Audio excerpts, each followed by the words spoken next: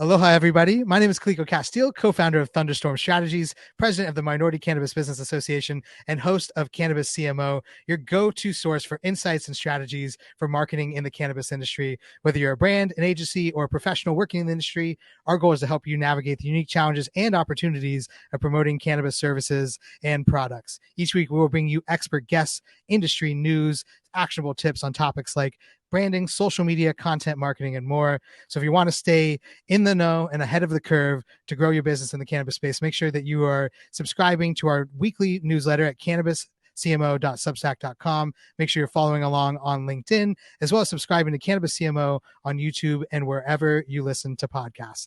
Now let's get into the show. I'm super excited about today's show and my guest, Cassie Tomaselli, who is an award-winning writer and editor based in Cleveland, Ohio, and owner of Tomaselli Media LLC, a media and marketing firm focused on telling meaningful stories that resonate and build trust with audiences. Since 2017, Cassie's focus has been in the cannabis and hemp industries. She's worked as an editor, conference programming director, and marketing director within the national cannabis media and events landscape and the Ohio medical cannabis market.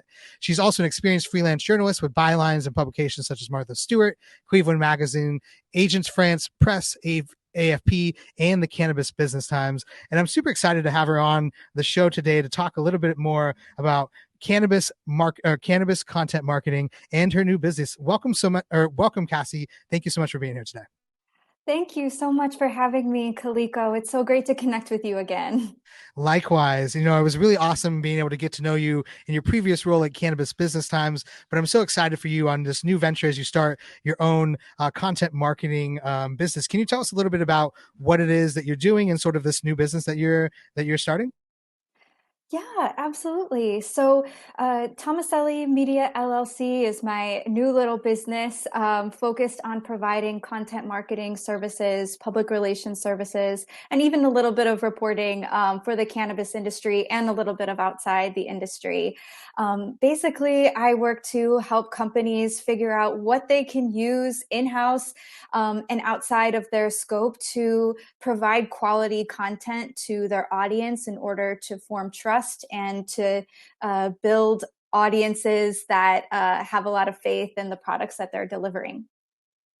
That's great. I think this is something I'm really excited to talk about because it's something that I'm passionate about because it's, I think a part of marketing that people always hear this word content, and they may hear content marketing put together, but a lot of people really don't quite understand what it is, or at least maybe have a complicated view of what it would be, or think of it as being something that's expensive or super time consuming. But I'm curious, like, from your standpoint, what is content marketing and how do you think cannabis businesses should be thinking about it? Yeah, so content marketing is essentially anything that is connecting with your audience that's not really giving them a hard sell. So it's not like an advertisement, it's not like something you see on TV, it's not like the ad that comes up on your website. It's maybe something like a blog you produce that teaches your audience about a particular topic. Maybe it's a webinar that shows someone how to use your product. Maybe it's a case study of someone who has successfully used your product and found results that help them improve their lives, their businesses, anything like that. So really, it's just a way to kind of continue to build those soft relationships with your audience and build authority and trust. So then when they are ready to buy, you're the person that they go to. You're the company that they go to because you've already established that you're an authority in that space. Would you agree, Kaliko? Yeah, no, I think that's excellent. I really loved the way you phrase that in terms of it's anything that's sort of not a hard sell. And it's the idea that, like you're saying, you're really kind of putting yourself out there as a resource for potential customers so that they are already developing a relationship with you before you're ever asking them to do business with you.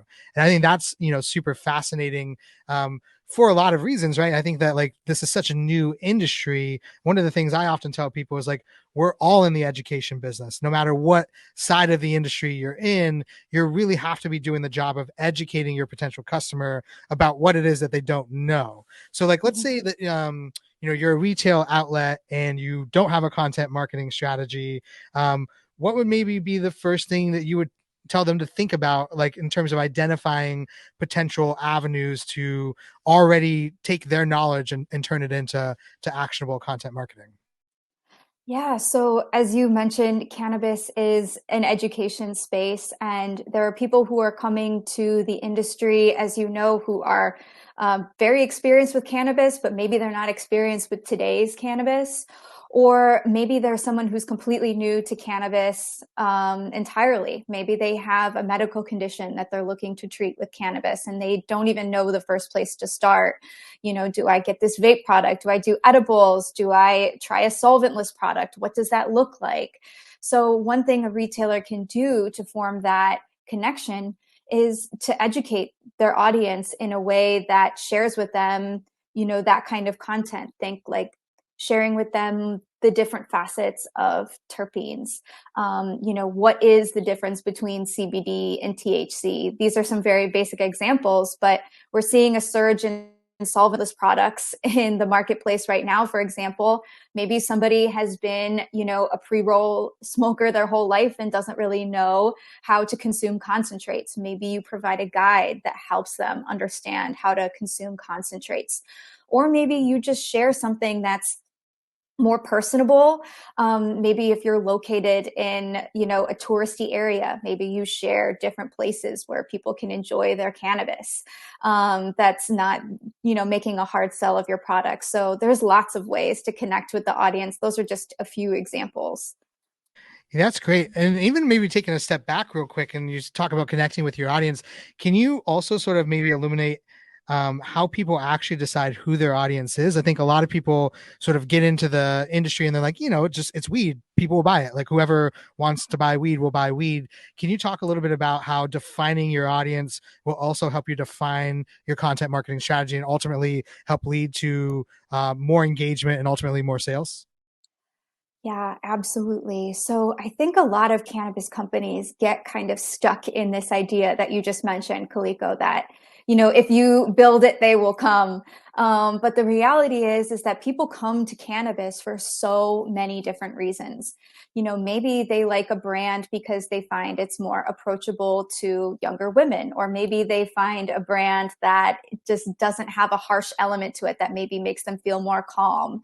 Maybe they have a child who has an epileptic condition or some other qualifying condition, and they're looking for something that's looks like a medical grade product. And they don't want something that's, you know, has the word like candy or kush or something like that in it. So there are lots of different ways to segment products and to segment audiences. And it's really important to figure out who you're speaking to for that reason. Because if you go for everyone, you may not get anyone, or you may get a few, but you won't really find that that audience is really building and resonating and becoming loyal to you.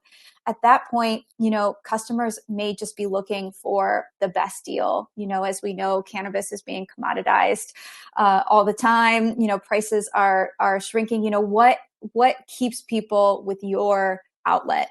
And that could be the features that your dispensary includes, but it also can be your brand voice.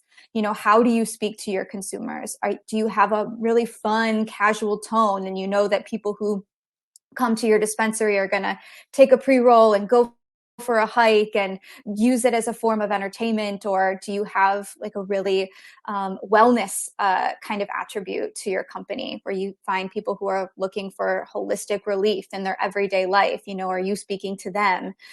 There's so many different ways to segment your audience. Those are just a few. But as you mentioned, it's really important because, again, if you're speaking to everyone, you're speaking to no one, and you're really not giving people a reason to come back to you each and every time. Yeah, absolutely. You know, one of the things I was thinking about as you were saying that is, you know, when people are thinking about who their audience is and how they're going to speak to them, and then thinking about some of these sort of interest points that they could potentially catch them on, you know, I always try to, like, you know, when I break it down for potential clients or thinking about a dispensary owner for what type of content they would need, like start from the very beginning, right? Like if you have no content out on the internet, write your first blog about what's the difference between THC and CBD. Like it's like such an like a very baseline thing that sure there's plenty of blogs out there of people who cover that on the internet, But if it's your blog that they're finding, and then they sort of get that information and feel sort of ingratiated to you for you having sort of opened their mind about stuff, they're going to kind of continue to come back to you for more information, right? And then maybe you have an additional blog about 5 terpenes you didn't know about, right? And then they're able to click on that and be like, well, what is a terpene? And then they're learning a little bit more about that, right? And that, I think on the short term is helpful if somebody's going and searching and finding your product.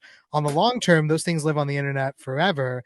And then in that medium term, you're also helping your bud tenders get people farther down the process of making a decision when they come into your store than when they're coming in there, have no idea about sort of the different modalities of consuming, the difference between different products. Like there's no end to ways that you guys can put out informational and educational content so that people understand how to interact with your bud tenders or with your store when they show up.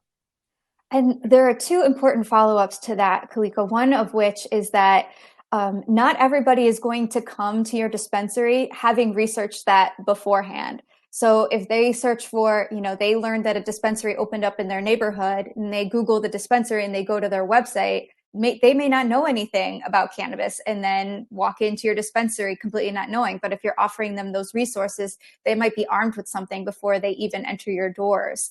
The other part of what you mentioned that's super interesting is that, customers, we're in the space all the time.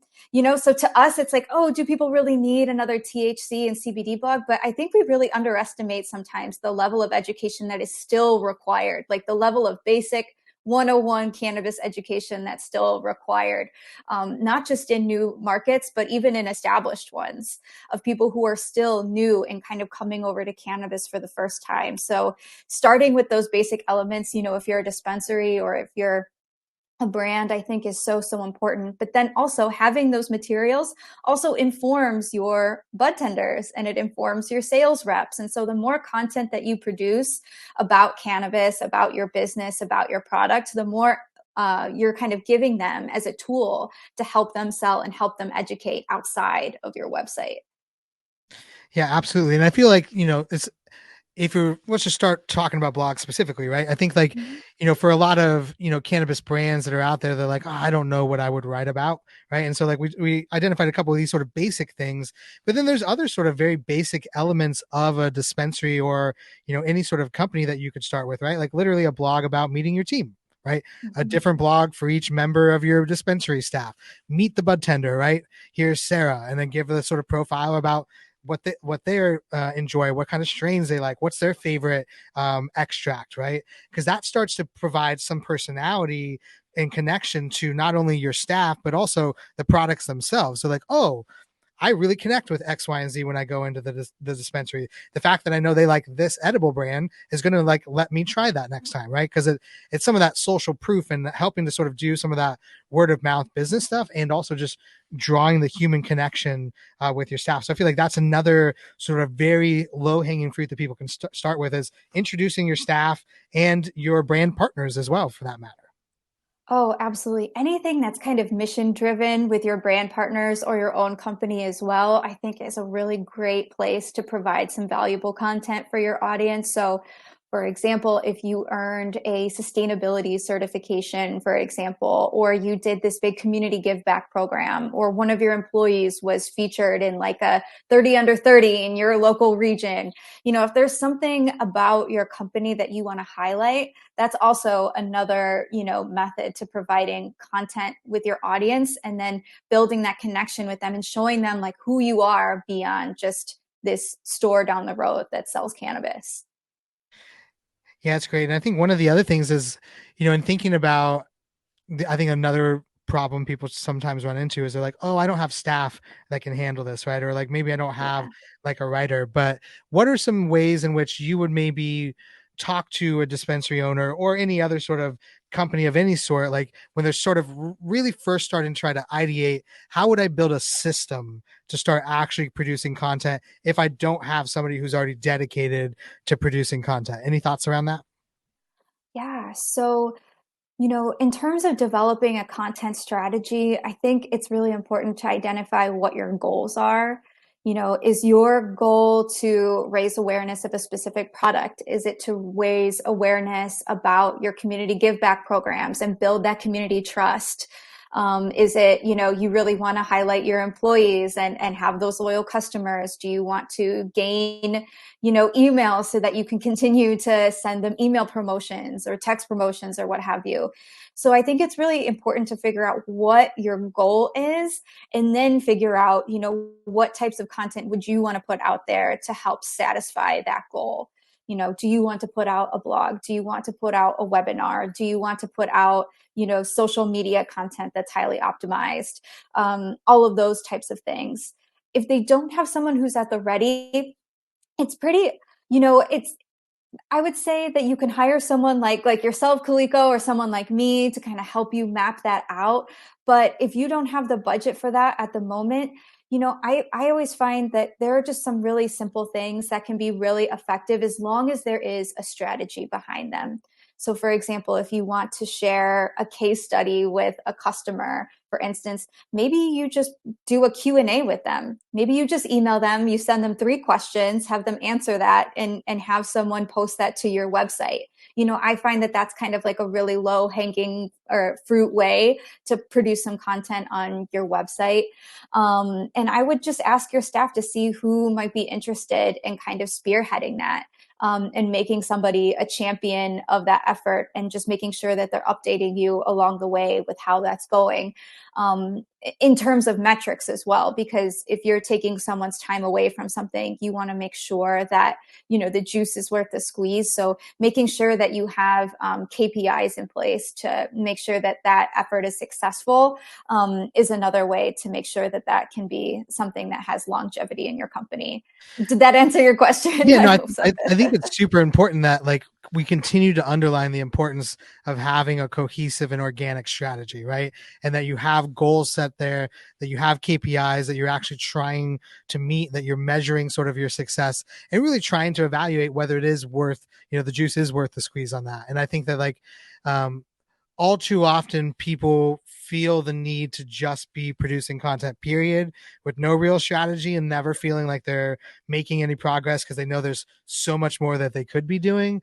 But if you really hone in on what is your goal, who you're talking to, and sort of, what's the overall strategy, then I think for sure you're reaching the people you want to reach. And it's a little bit easier to feel like you're making some headway rather than like we're scatter plotting and we're hoping something works. Doesn't seem like anything is. If you really kind of laser focus in on some stuff, you're going to, even if the next iteration doesn't work, like you're going to get learnings that are going to help you improve so that you're eventually going to get to the goals that you're looking to meet.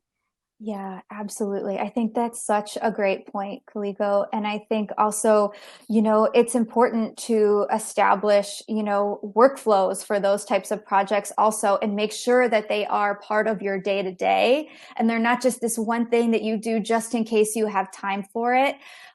Because as we were talking about earlier before we started here, marketing is so important, especially in challenging times. And you want to find a way to differentiate. And if you're just slapping something together and maybe posting it on Facebook once, that's not really going to have an impact. But if you create a blog and say, okay, from this blog, we're going to create a few social media assets. We're going to make, a reel on Instagram talking about that. We're going to use that blog to pitch to local media to share with them something to share about cannabis. We're going to, there's so many things that can stem from that one piece of content. It's not this like content marketing isn't this like churn and burn. And I think that's another misconception that people have about it is that like, I'm going to put all this effort together to put together this blog. I'm going to put it on my website. Maybe I'll post it on social, get a few hits, and then it's on to the next one. And it's just this constant rat race. But the reality is that if you develop a quality piece of content that maybe has some evergreen value, meaning it's going to, have some longevity to it, it's not like attached to like a news item or something like that. You can really use that piece of content for weeks and months and even years to come if you just think about the ways that you can continue to chop that up. So I would say it's really important. It's not a back burner topic. It's something that should be integrated into your daily, weekly, monthly, quarterly schedule. Yeah, great call on the sort of the idea that you can repurpose sort of pillar content into other things. I know Gary Vee always talks about the idea of like turning stuff into like turning the sawdust into gold, the idea that you're going to continue to sort of use things at every level of it and use the trimmings or whatever it is that you have left over. So I think like the blog idea, like the idea that you could create a blog, takes a great portion of that, turn it into a quote graphic that then you're posting on social, but then you're able to take that quote graphic, potentially turn it into a text motion video, which then goes into sort of the video aspect of the algorithm, which you can then turn around, put on YouTube shorts, you can put on Facebook or Instagram, TikTok if you're trying to get through some stuff. But like, I do think this concept of how do you create one piece of content that from the way that you build it out is already pre-made to be broken down into these smaller parts, because then to your point, one piece becomes 5, becomes 10, rather than you deciding, oh, I need to put out 10 pieces of individually completely customized brand new from the ground up content. Yeah, absolutely. And just to another point that's so important, I think, to include there is that you can use that content for your email newsletter. And I just think that email newsletters are such a phenomenal way to market to your audience. I don't think that your email newsletter should just be your 20% off Tuesdays promotion. Your newsletter is really this vehicle to continue to tell your brand story over and over and over again on a very regular basis. So that's another way to get that content to a different audience, because people are interacting with your audience on all different platforms. Somebody might find you from Instagram, somebody might find you from Google, somebody might find you from the email newsletter that someone forwarded to them. And the other beautiful thing about the email newsletter that I'll just mention really quickly, that it's in like owned space. It's not on rented land like the social media algorithm. So I don't know if you've seen, you're getting a bunch of traction on Instagram or whatever, and then all of a sudden your engagement just takes a nosedive and you're like, why does this happen? Or like what happens to many cannabis companies, their Instagram gets shut down for no rhyme or reason. And it takes months, years, if ever, to be able to get it back. So having an email list and using thoughtful content marketing to continue to engage with that list, I think is just a super, super important channel that any dispensary, cultivator, brand should be seriously considering.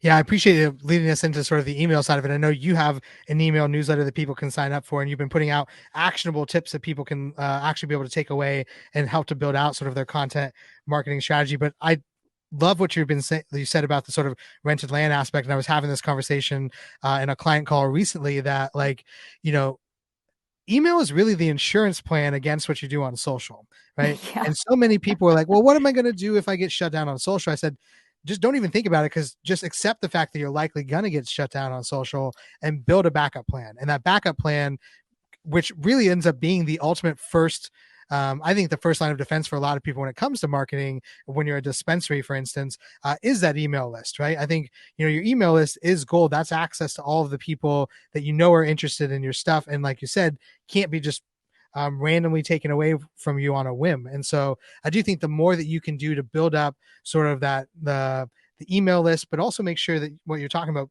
engaging content that people know when you're in their inbox, they want to open it up, because it's not just another 20% off sale. It is some information that they can actually take and learn and continue to use in their day-to-day life. And so that they start actually looking forward to getting your newsletters, right? Mm-hmm. And like, this is the day where, anytime you go into any event, like any company, and give up your email address, you're getting bombarded with a bunch of sale stuff all the time. And I know very few people who actually open all of those emails and check them out. But I know people that, especially as Substack has become a big thing, or these Mm-hmm. other sort of newsletter platforms have become a thing, that people actually enjoy reading from people they enjoy like listening to, or who have good insights. And then that builds, like you talked about at the very beginning of this conversation, the trust and the long-term sort of connection to people, so that they want to do business with you later on. And it's not just a transactional sort of thing. It's actually a long-term relationship that you're building. Oh, absolutely. I think that's such a great point. And people will miss that email newsletter if you don't send it. Like if you send your newsletter every Thursday, that's when I send mine.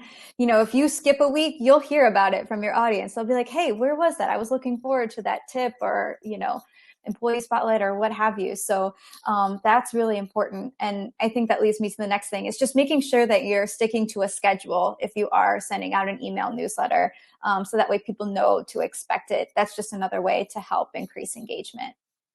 Yeah, great call. I think consistency across content marketing is super key, right? Whether it's the Mhm. email newsletter or whether it's sort of posting on social media and making sure that you're sort of staying in the algorithm. I know it can feel like a rat race sometimes. I personally took a 30-day social media break over December, and Oh, wow. I saw my personal socials drop off a cliff. And it took me Oh, a better part of 2 months to get back up into the feed where I was getting sort of the engagement I had saw beforehand. And it's not like I have a huge 10,000 plus sort of influencer account, but even sort of in my regular day-to-day posting, it was interesting to see how even taking 1 month off for just a basic mental health break ended up affecting me on the ability for my other stuff to be seen later on. So even as I coach people on that as part of my job, actually seeing it firsthand with my own social account was really interesting, because it is really kind of underlines the importance of consistency, whether you're feeding the algorithm or whether you're in people's inboxes with your newsletter. well, I'm so glad that you took that mental health break. I'm sure that it was very, very needed and It was helped you beautiful. reset and set goals and, just kind of let the world fall off your shoulders. But that kind of leads me to another part of content marketing that I think is really important, which is content batching and scheduling ahead of time, because there are platforms that can help you do that without logging into LinkedIn or Facebook or Instagram every day. So if you kind of create some of these evergreen topics, you can batch your content. And that's another way to make sure that it gets integrated into your like daily routine also is, I know from on Monday from 1 to 4, I'm going to work on creating my content for the next 2 weeks. And, I'm going to put all that together and I'm going to schedule it out. And then I don't have to worry about it for the next, to the next time I have to start planning again. So kind of batching that and scheduling it out early. And that's, again, why it's important to have a plan so you can set aside the time to do that. And you're not just kind of like scrambling, like, oh, it's Thursday. What do I post today? That's another way. So even if you do have to take a break, your account is still working for you in the future. Yeah, it's great. I think whether it's using social media scheduling tools or other content management systems that allow you to schedule posts out and that sort of thing, it is really important for you to think holistically about like what does your content calendar look like and build breaks for yourself, right? Because like you said, it's like we live in an age where you don't actually have to be at the computer on your phone every time when you're posting something. So thinking about ways that you can work, smarter, not harder on that thing, I think is super important. Maybe are there some content management systems or other sort of scheduling tools or things that you use to sort of make sure that you are staying consistent with your content, or maybe things that you suggest to clients? Yeah, so with clients, I've used a few different social media and of course an email newsletter, you can automate that. You don't have to send it the minute you build it. So I personally use MailChimp for my own newsletter, and I've used platforms like Buffer and Sprout Social and things like that for content. But honestly, there are a million out there, and really it just depends on, what kind of features that you like, what's your price point, what kind of accounts do you want to have established, and what kind of content do you want to be posting. So for instance, like if you really want to go hard on Instagram Reels, you want to make sure that that platform is open to, scheduling that kind of content, because sometimes they're not always up to date with whatever the social media platforms are coming out with. So it's just important to kind of like weigh your options. But again, there's a ton of lists online of what kind of platforms will work best for each of those. Yeah, that's great. What are some like, I know, like you said, you built out your own newsletter, you're putting out some actionable tips. What are some of the things you've covered in your newsletter so far for folks? Yeah, so I've covered the power of a case study. So I talked about different ways that you can feature a case study, one of which being that Q&A, 3-question Q&A that we just talked about. Also just writing an article about the case study. So not just, hey, they bought our products and they were happy, but What was the problem that they had before they came to you? What was working with you like? What kind of things were they able to solve with your product? And not just that, but like what were they able to do with their business or their life after having used your product? So that's really the end goal of what a customer really wants. So conveying that whole story is super important. And you can do that on a website blog post. You can do it on a social media, like an Instagram live, talking with someone. You can do a highly produced video, like if you're like an ancillary company selling to a cultivation business, you can go to their grow and take a high res video and do all of that. But there are also very inexpensive ways to do that and have the same impact. Another thing I've covered in my newsletter is ways to make webinars a success. So webinars are another relatively inexpensive way to produce content where you can record a webinar, kind of like what we're doing with this podcast, and post it later. Or you can host a live webinar with many different platforms that are out there. And if you have a solid email following or social media following, you can get people to sign up for that webinar. And then you can answer questions even with a Q&A live. And that provides people with so much value. And again, you're using that webinar to educate, not sell. Like maybe you offer your product at the end, but it's not a bait and switch. It's, you're there to educate them. The next thing I talked about, I'm trying to think, what did I put in newsletter 3? I did a newsletter about content strategy. So some of the things that we were talking about, what are your goals? What are the questions that you need to ask? And then I did another on infographics. That was the last one. Infographics are such a fun way to share information with your audience, because if you're scrolling on Facebook, you're just looking at long post after long post, or Instagram, you're looking at the same kind of photo. If you stop someone with an infographic that has like a ton of information that can be really helpful to what someone's looking for, that's such an awesome way. And it also just helps people visualize what you're talking about. Like if they don't understand, that, CBDA has to be heated to become CBD, for example, and what that means. Like you can create an infographic that shows them that process and what that means. Or you can explain the difference between, a type 1, type 2, or type 3 cultivar. Or you can explain, this is how my like HVAC system works. There's just so many cool ways to use it. But you can even use it as like a quote. Like you can take like Kaliko, from this podcast, you can take a quote from something, hopefully something smart that I said, and you can put that on a social media post. And that can technically be an infographic if I mentioned a particular statistic or something like that was valuable. So that's another way that people can create content that's not really selling. It's just providing. And again, this just kind of circles back to the point we've made over and over again. If you become that provider for people, they're going to trust you. They're going to come to you. They're going to be like, if I have a question about how to use this vape pen, I'm coming to, Sally at XYZ dispensary because I watched her do an Instagram live about how to use this similar product.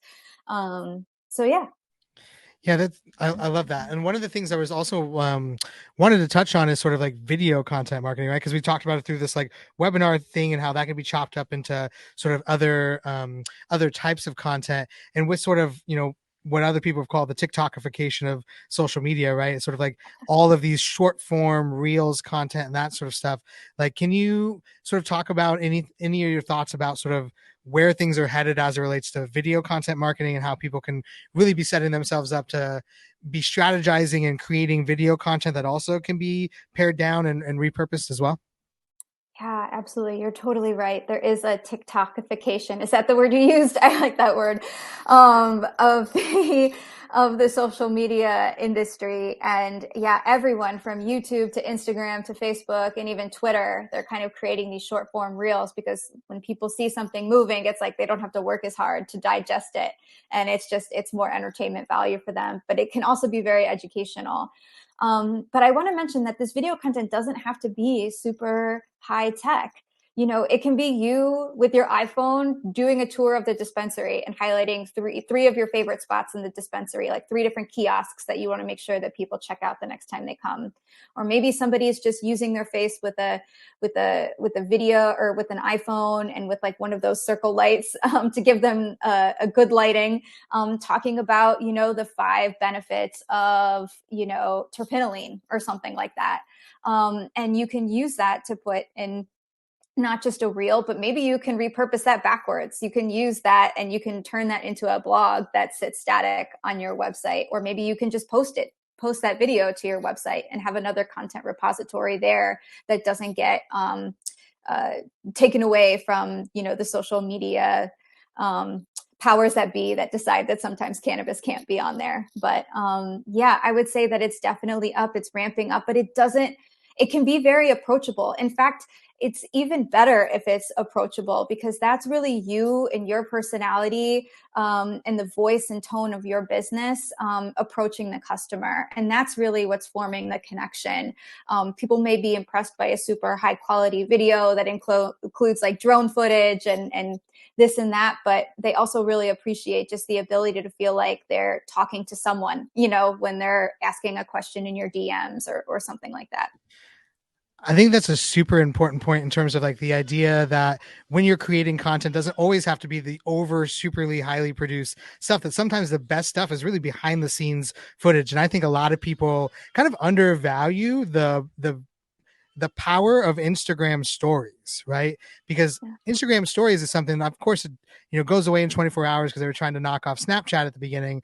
But really, for me, what the power of it is being able to let people in with a first person view of what a day in the life of your business or a business owner looks like, right? And I was just on a call earlier this week where I was chatting with somebody that like, hey, if you're a dispensary owner, you should be recording yourself flipping on the lights in the morning and put on some really cool music with it that's like a good morning sort of vibe, right? And like let people know, hey, we're starting a new day, really excited about it. And literally like we call it document your entire day and the process throughout your day, because then that has people continuing to go back to your story and watch and want to be a part of that sort of that journey. And then it's not, what to your point, like selling something every time. Sometimes it's as cool as putting a boomerang of somebody shaking the thing for their pre-rolls, right? And making sure that they're all like evenly distributed. So I think there's a lot of really cool content that sits inside of people's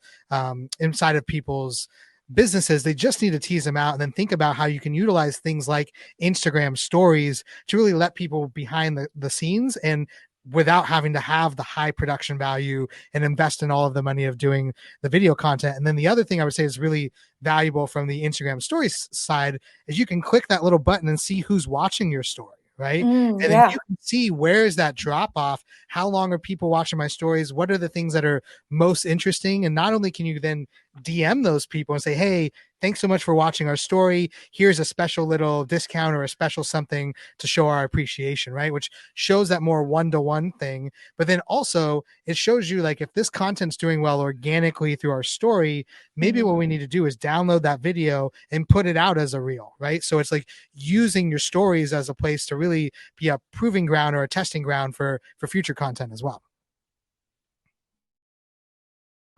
And that goes, in every piece of content that you do. That Instagram story is such a good one because it provides you real time and actually the people who are actually engaging with your piece of content. But you can also look at it as like if you do post a blog on your website and it has a ton of views and you find that people are commenting on it if you enable that option or what have you, and you find that it has a lot of engagement, maybe that can become something. Or you find that people sent a lot of replies to your newsletter when you talked about this specific topic.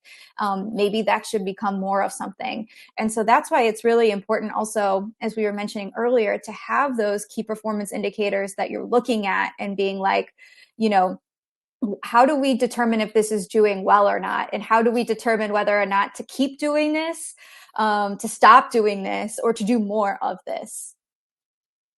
Yeah, that's great. And I think that's one of the reasons why, like, typically I use something like Sprout Social. I know there are other ones out there, but anything that can give you analytics about how things are actually working, right? And like, whether that's looking at time of day postings or type of content or platforms or any of those sort of stuff, I think really, to your point earlier, on top of having a strategy, a goals, KPIs, then actually analyzing what do our metrics look like, what content is doing really good, double down on the stuff that's doing really well and do less of the stuff that's not doing really well, right? And like ultimately these social media algorithms are looking for content that's most engaging, right? So if you're looking under the hood and looking at the numbers and seeing what's most engaging and doing more of that, you're going to be favored more by the algorithm, right? So it's like, and the Mhm. algorithm, I think, is thought of as being this amorphous sort of thing. All it is code for is what people want to interact with, right? And Mhm. so like they have these super complicated algorithms that sort of tell them what people will interact with, but really all it is creating engaging content that your audience is interested in and ultimately will comment, like, share, and engage with. Yeah, absolutely. And there are different types of content that perform well in the algorithm for different purposes, right? So for example, if you create something that is a really cool infographic, maybe it doesn't have the most likes in the world, but maybe people are hitting save on that infographic because they want to come back to that later. Like, I no, that was super helpful. I'm going to share that with my husband later or something like that. That's a metric that's also really important to look at. That's good for that kind of piece of content. Or maybe if it's a video and you get a lot of replies, maybe the algorithm, benefits that. So it really, it just can depend on the type of content. And that's why it's also important to produce different types of content. Like, you don't only want to be producing blogs. You don't only want to be doing social media. You don't only want to be doing this type of social media post. You want to kind of switch it up over time, because you're going to get different engagement from different people depending on how they use the platform. Some people are just like silent scrollers and they'll do that save. Some people will like something but will never ever comment. And some people are like super engaging and are like, I loved that new strain of blah, blah, blah, or I did not like that new strain of blah, blah, and they will tell you publicly. So it really just, it's a way to engage all types of people too, and make sure that you're reaching all types of facets of your audience. Yeah, absolutely. I think there's obviously so many different ways that people can be thinking about content marketing inside of their cannabis business, whether it's blogs, emails, podcasts, webinars, social media content. Obviously, we're teasing some of them out. But before we end up going, I want people to make sure that they can sign up for your newsletter. So how can people get in contact with you, learn more information about what it is that you specialize in, and then ultimately get some of these tips and tricks through your newsletter? Oh, yeah, great. Thank you so much. So if you just head to CassieTomaselli.com, there's an icon at the top called newsletter. You can use that to sign up, and you can get my newsletter, which provides actionable content marketing tips every week, every Thursday. That's awesome. And I know you have quite a few followers on LinkedIn as well. So I know that you're out there putting out content along the Yeah. same lines as another channel for your content marketing. So can people reach out to you there as well? Oh, absolutely. Please feel free to connect with me, shoot me a DM, all that good stuff. Cool. Well, is there anything else or any last sort of tips or advice that you would give to people as they're thinking about taking on this idea of building out a content marketing strategy for themselves, and also just in general thinking about how they can actually make that happen inside of their businesses? Any last minute ideas? I think we covered so much. I would just go with the theme that we've been talking about this whole time, is think before you leap. Have a plan. Once you have a plan, you can measure that plan, you can execute that plan, and you can evaluate that plan. So have a plan.